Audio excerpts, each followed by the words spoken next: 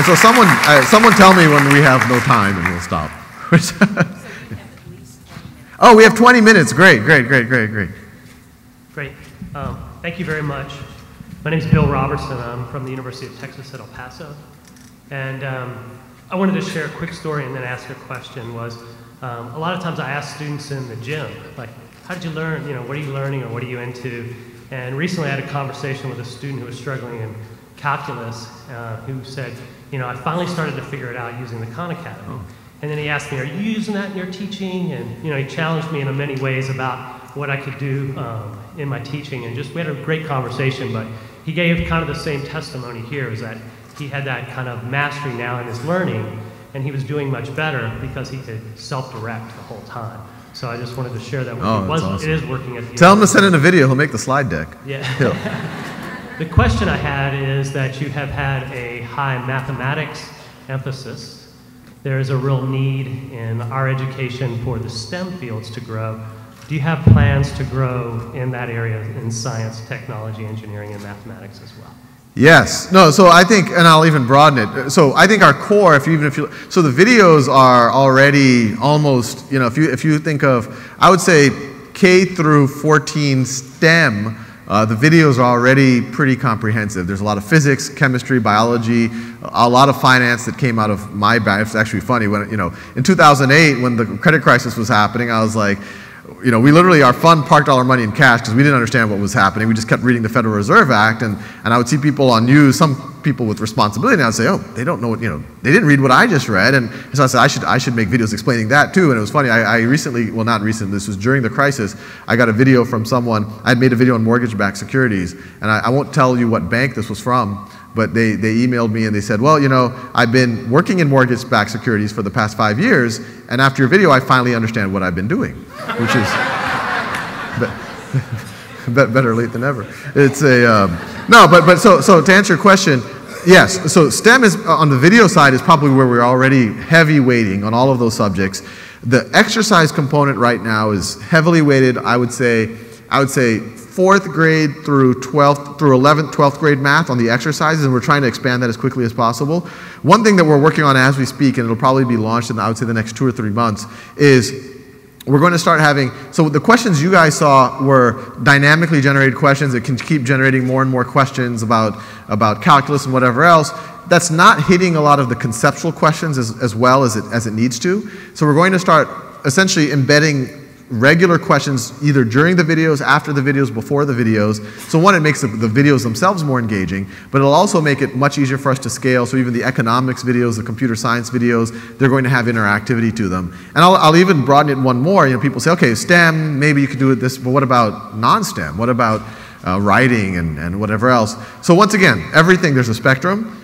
Things like vocabulary and grammar is closer to this end of the spectrum, and we think we can do that very, very easily. And even things like creative writing, and very few people draw the analogy here, but we think creative writing is very much like computer science, is that you start with a blank slate, and you're essentially trying to create something that no one has created before. And so with computer science, we're going to create a little environment for people to do projects and see how their projects compare to others and make creative things. And we hope in the future, it's not on our pipeline right now to have a place for people to do creative writing or expository writing or any type of writing. There's peer review, things like that, and the good stuff surfaces, you get feedback, you critically analyze other people's writing. So we think for a lot of the subjective things, the community is going to be a pretty powerful tool where you have one human evaluating or giving feedback to another one, and that's actually a two-way benefit. Hi, my name is John Taylor from Iowa State University, and I have a quick story I wanted to share, and then I also wanted to ask a question. I am a parent of a 2nd grader who I taught algebra to in the 1st grade. However, that's not being supported in the local public school district, and although he's allowed to have algebra... Is he looking for an internship? We could... his mind is just ready to learn. One day I came home and he had copied down the Chinese alphabet, all of the symbols. He knows how to graph, solve for x and y and graph them in slope-intercept form. My question is, seeing that he's just now in 2nd grade, what's the youngest age that anyone has been in your program? And 2, I'm just at a loss as a parent, as an educator, of how I can help him with the school district who's unwilling to bust into the high school Yeah. for math and science. Does he have any tiger cousins? There can be. No, unless you'd like to. No, yeah, maybe I'll be a surrogate tiger cousin. Actually, I mean, this is. I mean, yeah, it sounds like you have quite an impressive. So, our experience, I've broadly looking at, like, so what the site is missing. So the subject matter starts at very basic things, frankly, far too basic, but then it goes beyond where your son is so it could stimulate him, but it does not have. For traditionally that age, for first, second, third grade, they need more of the cartoons and the sounds and all of that. And that's where Khan Academy isn't. It's much more we found kind of fourth, fifth grades of typical maturity can engage in the content. Kindergartners, first graders, we found that we need more kind of stimulation there to kind of get them interested. Now your son sounds like an exception. If he's copying down the Chinese alphabet and all of that, he probably doesn't need the dancing bears. And so I would suspect, I mean, give this a shot. We've heard of kindergartners, first graders. There's a professor at Stanford whose daughter sounds very similar to your son, who I didn't know her age at first, and she says, oh, my daughter loves Khan Academy, spends all her time on Khan Academy, she's learning calculus from Khan Academy, but she thinks your pacing is a little slow. And I said, oh, well, how old is she? Expecting, 16, 17. And it's third grade. And I was like, oh, well, you're okay. But you can actually watch it at double speed too, I told her. But you can... So I would give it a shot, and actually email us. I'm just curious to see what happens. But we've heard cases of very precocious young students like your son accelerating quite a good bit. Hi, I'm Nicole Saylor. I'm from Carson Newman College in Jefferson City, Tennessee. I'm really interested in applying and implementing this type of programming in our after-school program or at our schools, and we're in a rural setting. So the challenge is access to resources, particularly the computer resources, and just the large amount of funding that takes. So what do you recommend for someone who doesn't really have the resources to go out and purchase those things? Where can we look for grant funding? Where can we look for other organizations to help us to get that initial investment to then be able to implement this? Yeah, I'm not an expert on that. It is an issue, though. Obviously, all of this kind of assumes access to computer and broadband. There are some people who've done an offline version for kind of the developing world. But to get the proper experience, you need an internet connection. Frankly, a fairly good one if you want to watch videos and things like that. And so, the good thing is you don't need to have, I mean, there are some places that are trying to do, a laptop per child or an iPad per child. In my mind, that's overkill if you have proper allocation of resources, because we don't think a student should be spending their whole day on a computer. They should spend 20, 30, maybe an hour on this a day. So you could actually have one computer for 3, 4, 5 kids. What I suspect is the most efficient. I mean, now you can get these kind of, like Google Chromebooks are running around $300. There's cheaper tablets that you can browse in. The computers are still better than some of the tablets. It's a little bit harder, but you can use it on a tablet as well. And hopefully those costs come down. I mean, the way we've been thinking about it is we're going to keep focusing on the software and the content. And that the cost of the hardware and the bandwidth is just getting exponentially cheaper every year. But even $300, if 6 kids can share it, that's $50 for $50. And then if that device lasts, say it's good for 3 years, now you're talking on the order of about $15, $20 per student per year for the device, which is pretty cost effective. I mean, compared to any kind of tutoring or anything else. And then the broadband is similarly cheap. In terms of I would look for corporate sponsors that are local. I think one thing that they would be excited about, and actually we have seen this, is don't just say, hey, I want money for laptops. Say, hey, we want to engage your employees to tutor our children, and why don't you donate the laptops? We'll get our kids doing this, and then your employees will be their coaches, and you do a lot of safety things and all of that, But then the corporation will feel engagement with those students on top of it, so they'll get an added benefit of kind of employee morale and things like that. And that we've seen there's been some interest. Yeah. I'm Nancy Marlin from San Diego State University. I'll take that question. I didn't realize there was a microphone over there. I'll take that right over there. Yes, sir. Good morning. I'm Anisha Morel-Charles from St. Louis Community College and a fellow New Orleanian. Oh, yes. So, congratulations on the success of the Khan Academy. You talked a little bit about where you see the future. Right now, you're obviously focused on STEMs, but in terms of writing and vocabulary and those sorts of things. So can you talk about where you see the Khan Academy in the next 5 to 10 years and how you see its impact, particularly with the 2-year institution where we see remediation being a challenge? Yeah, no, these are, and these are questions we're trying to figure out for ourselves. So, in Khan Academy's evolution, I think the big thing you're going to see over the next year is, obviously I continue to make videos. We brought in a few other people who make a different style of videos. We actually have 2 formerly college professors who are now doing art history videos. And we're building out this platform, exercise and all the rest. What we're hoping to do over the next year or so is, it started with my videos and then this platform built around it. And a lot of people are saying, wow, that platform's really powerful. Your videos are nice and all, but I teach a completely different course. How do I get to leverage that same technology?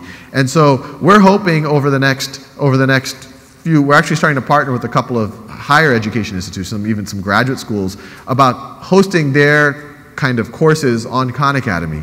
And over the next year, we're hoping to kind of have a generalized tool set so that anyone who wants to create a course can go create one for people that they point the course to, and then if they agree to make it public, we can say, hey, that is a pretty good course, and maybe we could surface it, so that might become the default course on constitutional law or whatever else, or something that we've never done anything on.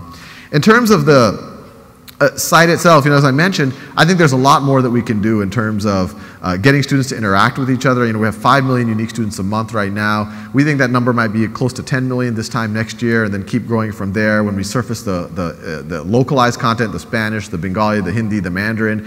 That could explode even more, because there it's needed even more. And so we think, you have the videos, you have the interactivity. We think we're going to do a lot more simulations. We're trying to start to document good best practices. Now that you have time in the classroom to be interactive, what can you do at that time? We're hoping to create some of those tools online, so even if you're being homeschooled, you can engage with other people on a simulation or something like that. But yeah, our hope is, and I think this is where being the not-for-profit helps us, is we hope that we can be kind of this platform for other people to put their virtual parts of their courses so that they can make their classrooms much more interactive. And the other thing we're hoping to do is, we're collecting all of this data. We're having, I think there's like 2-point-something million problems are being done a day. Hundreds of thousands of videos being watched. We log everything. And so it'll be really interesting to start running scientific experiments. We already are, frankly, but we're starting to get some researchers in who can start doing cognition studies, who can start saying, hey, what happens if we present something in a slightly different way, and how do we define the outcomes? So we're also hoping that we can become a platform for research on top of that. Thank you. Sure. Hello again, I'm Nancy Marlin from San Diego State University, and first of all, thank you for being here and thank you for what you're doing for the education of students, obviously all around the world. I'd like you to continue to speculate a little bit about how this is applied to higher education, because I think, and I think many of my colleagues have come to think, the limiting factor now isn't technology. We have, in higher education, some wonderful material available, but the limiting factor is more the faculty. We've been told for now probably a decade we're supposed to move from being the sage on the stage to the coach on the side or whatever, but we like being the sage on the stage. You didn't come to us through a computer. You're very good at presenting. Many of our faculty are. That's their professional identity. How do you deal, or how do you speculate again, as higher education starts using more of this technology? How do you deal with the change in the culture of the professor? Yeah, no, that's a good point. And I mean, I think it's important to take a step back, because like here I am talking about online video and all that, and I'm doing this in a live presentation. Slightly hypocritical of me. But I think it is an interesting thing to think about, and it's actually something that I haven't fully figured out in my mind. There's definitely value to, well, even an in-person lecture, I would say, when it is kind of idea-based. But as soon as you start going into kind of the kind of deep intellectual thought processes or academic, I mean, if we're working through a math problem here, that's when I think the large lecture starts to really break down. Because some of y'all will think that I'm going too slow, some of y'all would think that I'm going too fast, you wouldn't understand one step or some terms, another person would think it's boring. Even if someone raises a hand and asks a question, that question is not going to be appropriate or might not be appropriate for the entire audience.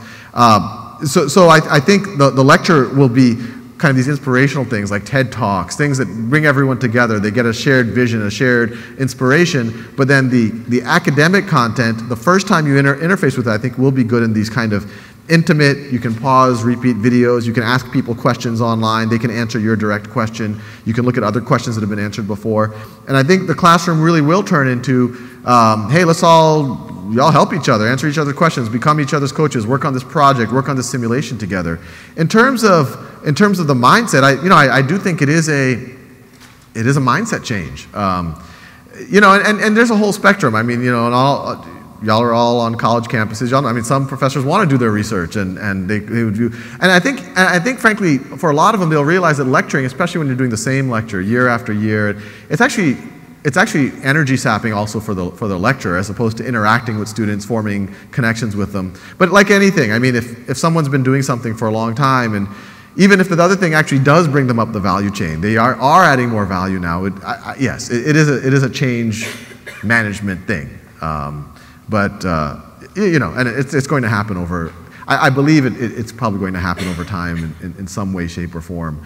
I think the other, interesting question coming from the college, and the gentlewoman before asked the same question is kind of this, remedial math is a big issue. What happens at the community college? Actually, all colleges have this issue.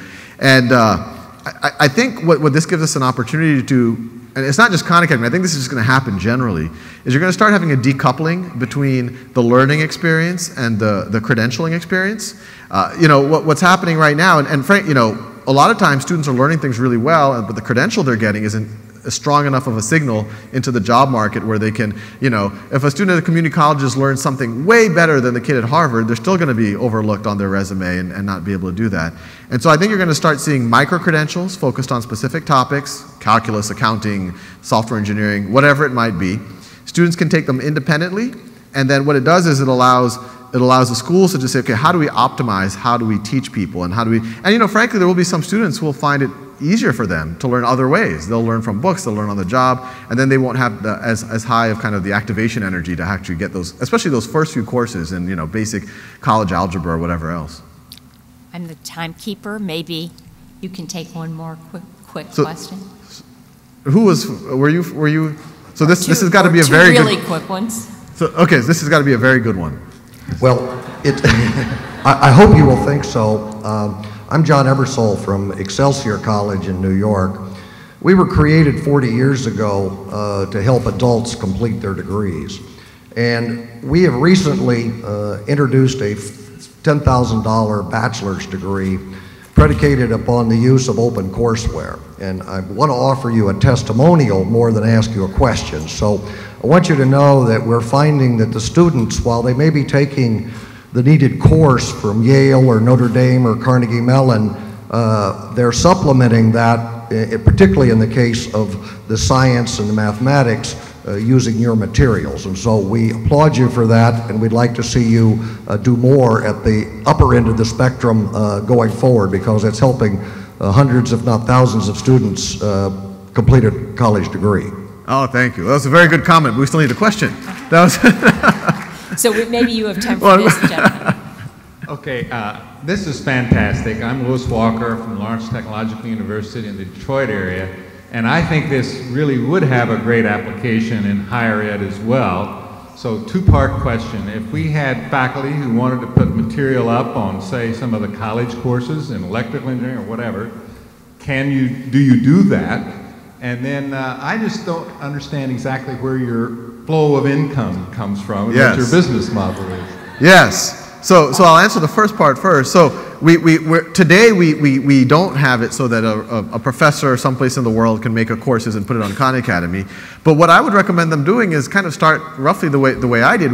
They could already start doing videos very similar to mine on YouTube. I mean, my total equipment is like $200. You can figure out what I bought on our website. We answer everything. So they could start doing the video part, so they can at least start offloading a lot of their lectures, or at least having students have reference to their lecture. So even when they're in the live lecture, they don't have to take notes and all that. They have it at their own time. And what we're hoping to do over the next year, we're going to start with a few partner institutions that we kind of work very closely with to get the first courses, but then we're going to start making the tools generalizable. And I would say in 12 to 18 months, there will be the tools so that any of your professors and any of your universities can say, hey, I'm going to put a course on signals and systems, and I'm going to put it on Khan Academy and at least be there for their students or whoever they want to expose it to.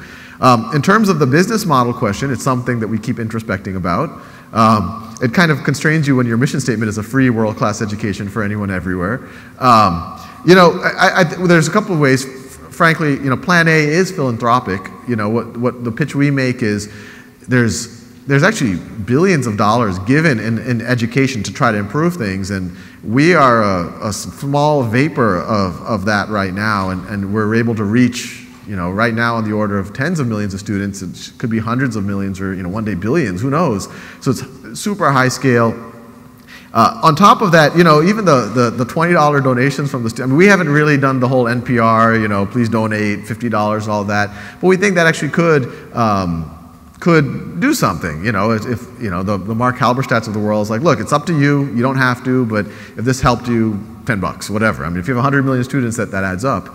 On a donation basis, and I think there's other things too. You know, there's other successful not-for-profits that have been able to keep their core content free while sustaining themselves.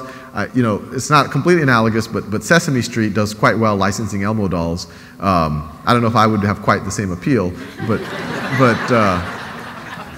there's something, we think there's something there, is that we are building a brand, and there actually frankly aren't brands, especially in K through 12, but kind of and so, you know, who knows what it might be. The credentialing side could be interesting, where, you know, hey, you have a credential in algebra now, or whatever, and it's like $20 or something. So the learning is free, and the other thing is very low cost, and you could go take it at a local test center or something like that. But we don't know. What we've told all of our funders is, the next 2-3 years, and they agree with this, and it's kind of the Silicon Valley, even the for-profit model, is that it's funny because a lot of Silicon Valley people say, well, isn't everything here not-for-profit? And I was like, no, well, it's a little bit different. You're eventually for-profit. But we think, you know, you get to scale, you get to reach, and we think there will be ways to sustain ourselves. Frankly, Plan A is philanthropic. Join me in expressing thanks to Sal Khan.